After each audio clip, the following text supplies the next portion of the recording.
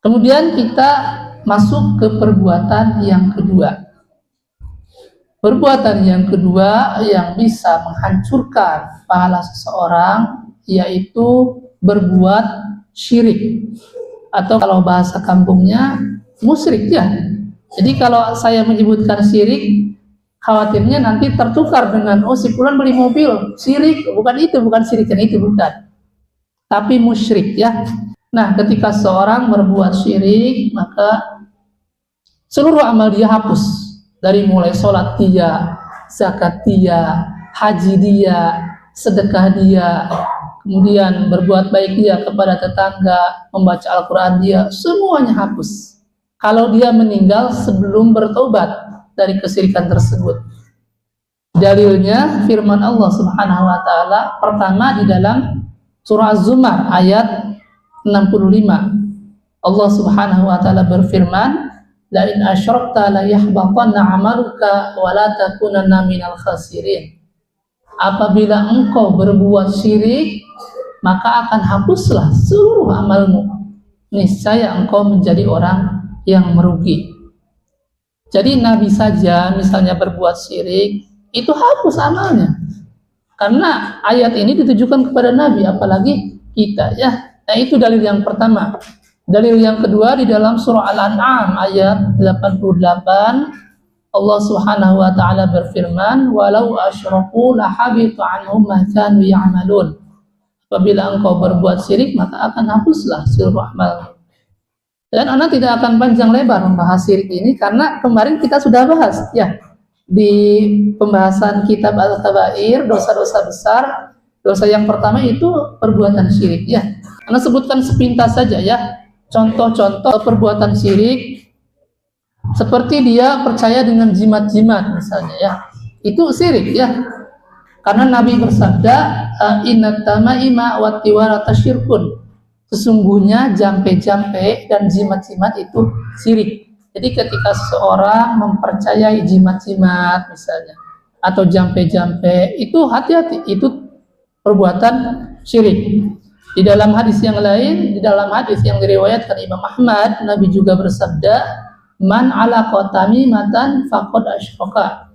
Barang siapa yang menggantungkan tamimah atau jimat, maka telah terjerumus ke dalam kesyirikan. Kadang ada di warung-warung ada digantungkan jimat-jimat, tidak boleh.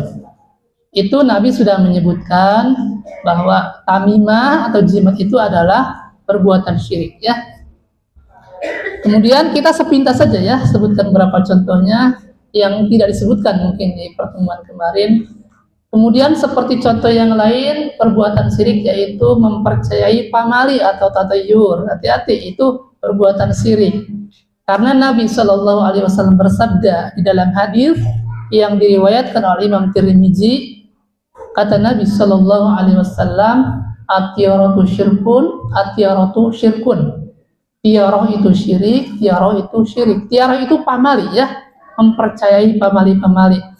Kan suka ada orang ya, tidak boleh begini pamali, tidak boleh begitu pamali, jangan begini pamali, hati-hati. Itu adalah kesyirikannya. Di dalam hadis yang lain yang diriwayatkan oleh Imam Ahmad, Nabi Shallallahu Alaihi Wasallam bersabda, man raddathu tiaratu an hajatihi faqad asyraka. Barang siapa yang mengurungkan perbuatannya karena takut pamali, maka dia telah terjerumus ke dalam kesyirikan. Jadi hati-hati. Ketika seseorang misalnya mau nyapu di malam hari, kata orang jangan nyapu, nanti rezekinya hilang. Tidak boleh. Kemudian dia mengurungkan. Kemudian mau duduk di depan pintu, tidak boleh, nanti jodohnya susah katanya ya. Padahal bukan susah, tapi menghalangi orang kan. Nah, tetapi kalau ada orang keyakinan misalnya duduk di depan pintu akan jodohnya akan sulit, nyapu malam-malam akan mengurangi rezeki. Kemudian apalagi banyak ya, ratusan ya pamali ya. Nah, ketika orang mengurungkan perbuatannya gara-gara kata orang takut pamali, maka telah terjerumus ke dalam kesyirikan. Karena Nabi yang menyebutkan man radatu tiyaratu an hajatihi faqad asyraka. Barang siapa yang mengurungkan perbuatannya gara-gara takut tiarah, takut pamali, maka telah terjerumus ke dalam kesyirikan. Nah, itu beberapa contoh kesyirikan ya.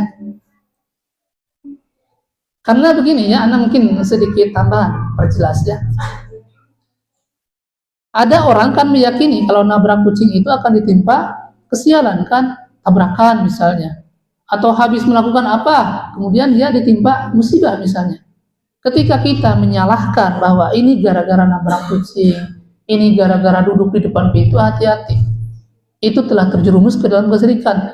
Karena setiap yang menimpa kepada kita, baik itu kecelakaan, musibah, nasib buruk, itu merupakan takdir dari Allah. Karena Allah berfirman di dalam surah Al-A'raf ayat 131, ala innama ta'iruhum indallah walakinna aktsarahum la ya'lamun.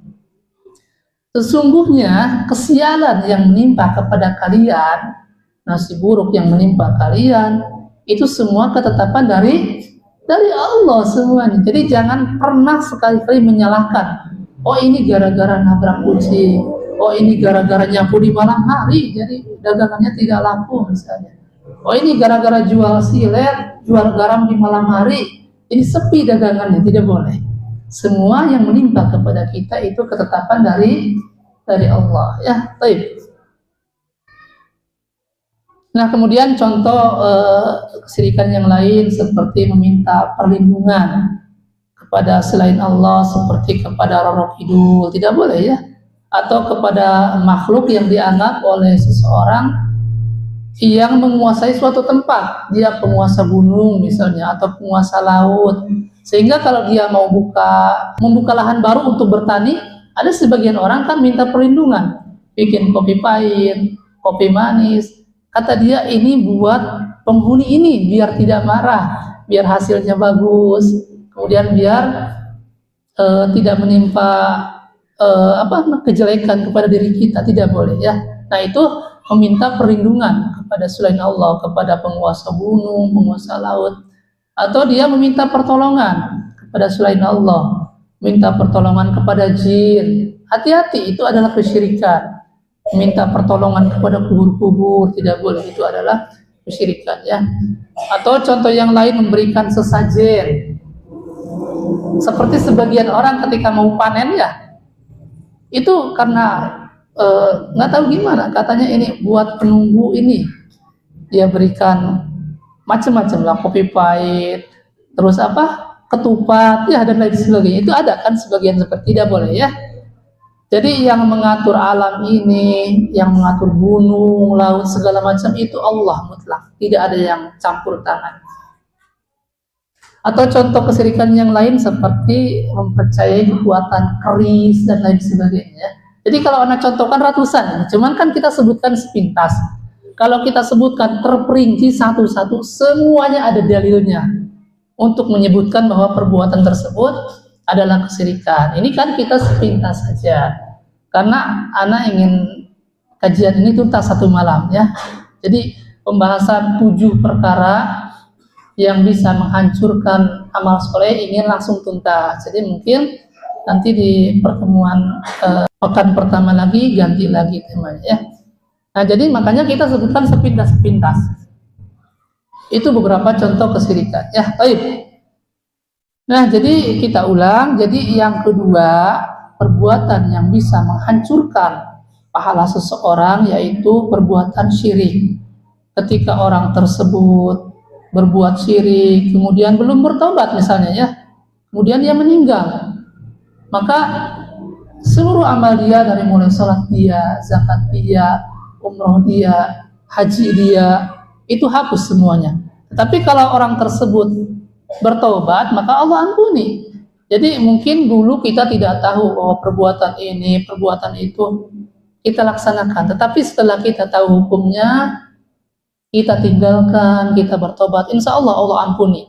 Yang dimaksud Allah tidak mengampuni seperti diterangkan di dalam Al-Quran, innallaha la yaghfiru ayyushraka bihi wa yaghfiru ma duna dzalika liman yasha. Sesungguhnya Allah tidak akan mengampuni dosa syirik, dan Allah akan mengampuni dosa selain itu, yaitu ketika orang tersebut berbuat syirik belum bertobat kemudian meninggal, maka itu seluruh amal dia dihapus. Paham Bu ya? Jadi yang dimaksud Allah akan menghapuskan atau menghancurkan seluruh amal dia ketika orang berbuat syirik, yaitu orang tersebut tidak bertobat dari kesyirikannya sebelum meninggal. Tetapi kalau bertobat, maka Allah akan ampuni. Ya, baik. Nah, itu perbuatan yang kedua.